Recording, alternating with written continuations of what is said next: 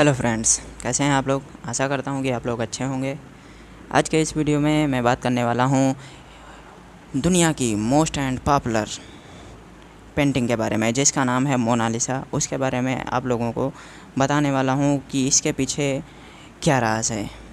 राज यानी बहुत लोगों को पता होगा कि हाँ, बस इतना ही पता होता है कि सबसे पॉपुलर पेंटिंग सिर्फ मोनालिसा है, और उसके बारे में नहीं पता कि उसके अंदर जो फिगर आउट किया गया है जिस लेडी का, उसका क्या नाम है, और जिसने बनाया है उसे, उस चित्रकार या आर्टिस्ट का, उसका क्या नाम है। ये ठीक, तो इस वीडियो में ये सारे डाउट आपके क्लियर होने वाले हैं। और अगर आप लोगों को इंटरेस्ट है तो आप लोग इस वीडियो के साथ में अंत तक बने रहें, और चैनल को सब्सक्राइब ज़रूर कर रखें, ठीक है, ताकि आप लोगों को ऐसी जानकारी मिल सके।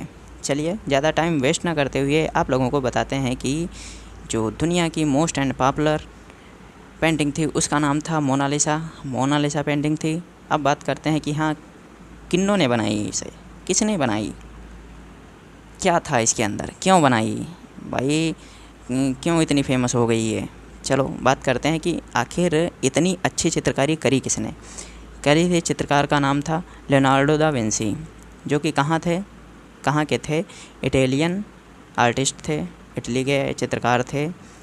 कब बनाई थी? 1503 में बनाई थी। इसके साथ में इनके अंदर बहुत सी क्वालिटी थी। ये पेंटर भी थे, इंजीनियर भी थे, आर्किटेक्ट भी थे, और ईटीसी, यानी बहुत सी इनके अंदर क्वालिटी थी। ठीक, चलिए आर्टिस्ट की बात हो गई ख़त्म। सबसे अहम अगर जो बात है तो वो है इन्हीं की, लियोनार्डो दा विंसी की, क्योंकि इन्होंने ही मोनालिसा की पेंटिंग को डिज़ाइन किया।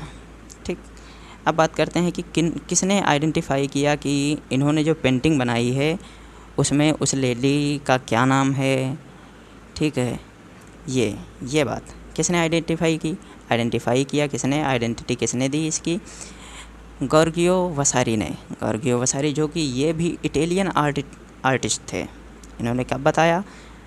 1550 में बताया कि इन्होंने जो पेंटिंग बनाई है उसमें जो है लेडी है, वो भाई मेरे को पता है कि उसमें जो है लेडी है, उसका क्या नाम है, इन्होंने बताया। तो लेडी का नाम क्या बताया इन्होंने? लिसा गेरानंदनी। लिसा गेरानंदनी उस लेडी का नाम था, जो कि उस पेंटिंग यानी मोनालिसा पेंटिंग में थी। ठीक, ये इन्होंने शादी की थी फ्लोरेंस में।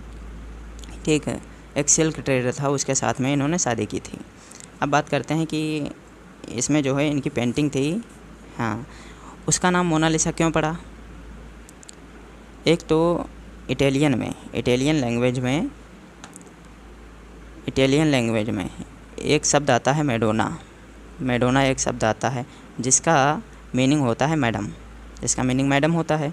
तो वहाँ पे उसी से रिलेटेड ये तुम्हारा लिया गया है, मैडोना लिसा नाम लिखा गया, मैडोना लिसा, जो कि ये लवरे म्यूज़ियम में रखी गई है, जो कि फ्रांस में है। ठीक, लवरे म्यूज़ियम में रखी गई है। वहाँ पे अगर जो देखेंगे नीचे डिटेल्ड में, जहाँ पे पेंटिंग ये लगी है, तो उसके नीचे क्या नाम लिखा होगा? मैडोना लिसा लिखा होगा। ठीक, और फिर उसके बाद में लिखा होगा कि मोनालिसा। ठीक, तो मैडोना लिसा का मतलब है मैडम लिसा या लेडी लिसा। ठीक, ये बात समझ में आ गई। फर्स्ट नेम मोनालिसा क्यों पड़ा? मोनालिसा मैडोना लिसा के नाम पे पड़ा। ठीक, जो कि इटालियन लैंग्वेज में मैडोना को जो है मैडम कहते हैं। ठीक, सेकंड नाम ला गियोकोंडा जो है, तो जो जिन्होंने शादी करी थी इनके साथ में, तो मैरिज के बाद में इनका नाम जो है यही पड़ा था। मैरिज के बाद में इनका नाम ला मैडोना पड़ा। अब बात करते हैं कि हाँ, क्यों आखिर इनकी पेंटिंग क्यों बनाई गई, किस लिए बनाई गई इनकी पेंटिंग? तो उसमें 2 रीज़न हैं। तो पहले रीज़न की मैं बात करता हूँ। पहले रीज़न में बात आती है जो कि 1503 में इन्होंने यानी लिसा गेरानंदनी ने एक घर लिया था, निजी घर, ओन हाउस, उन्होंने अपना घर लिया था। या तो जब उन्होंने घर लिया था उसके बाद में पेंटिंग ये बनी है। ठीक, और दूसरा गेस किया जाता है किसके बारे में, एक सेकेंड। दिसंबर में 1502 में इन्होंने अपने जो है दूसरे बच्चे को जन्म दिया था। इससे पहले इनके एक बेटी हुई थी जिसकी मृत्यु हो गई थी उसके बाद में। तो मेन रीज़न यही माना जाता है कि हाँ, जब इन्होंने दूसरे बच्चे को जन्म दिया जिसका नाम एंड्रिया था, तभी वो ही रीज़न हो सकता है इस पेंटिंग का।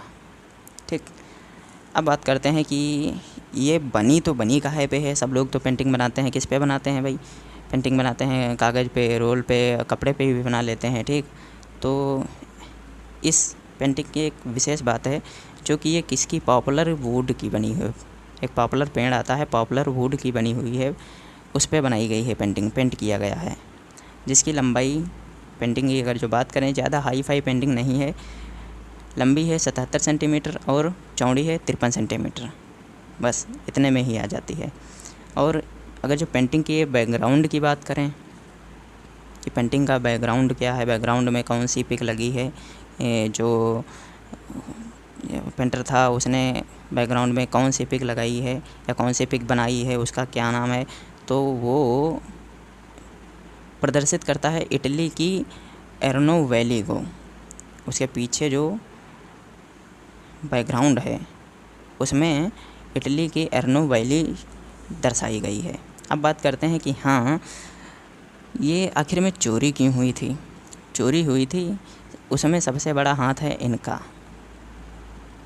विंचेंजो पेरुगिया का इसमें सबसे बड़ा हाथ है। अब ये कहाँ के थे, ये थे भाई इटली के थे, ये इटली के थे।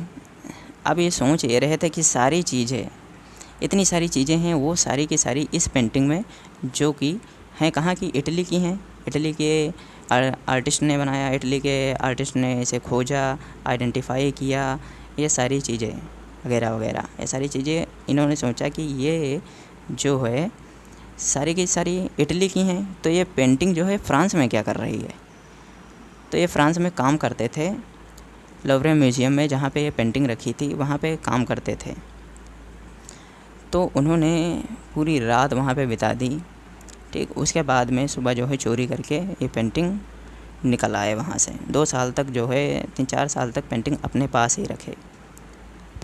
उसके बाद में इन्होंने सोचा कि हाँ, अब यार क्या करें इस पेंटिंग का, तो उन्होंने सोचा कि बेच देते हैं इसको, विंचेंजो पेरुगिया ने। तो बेचने के वहाँ पे उन्हें जो है नीचे जो सिग्नेचर होते हैं पेंटिंग में, उससे पता चला कि हाँ, ये जो है चुराई गई पेंटिंग है। अब चुराई गई पेंटिंग है तो भाई ये पकड़ लिए जाते हैं और इन्हें 6 महीने की जेल हो जाती है। अब फेमस तो ये यहीं से हुई जब ये चोरी हुई, इससे पहले ये फेमस हुई ही नहीं, इतना फेमस नहीं हुई। ठीक, तो ये स्टोरी है इसके पीछे की। फिर उसके बाद में ये पेंटिंग जो है फिर से लवरा म्यूज़ियम में रख दी गई है। बस यही इसकी कहानी है। और जो भी इसमें थोड़ा बहुत छूट गया है तो इतना डिटेल नहीं बताया है, जो मेन है वही बताया है। तो धन्यवाद। वीडियो को लाइक, शेयर, सब्सक्राइब और शेयर करते रहें ताकि दूसरों को भी इसकी जानकारी पता चले। ठीक, ओके, धन्यवाद।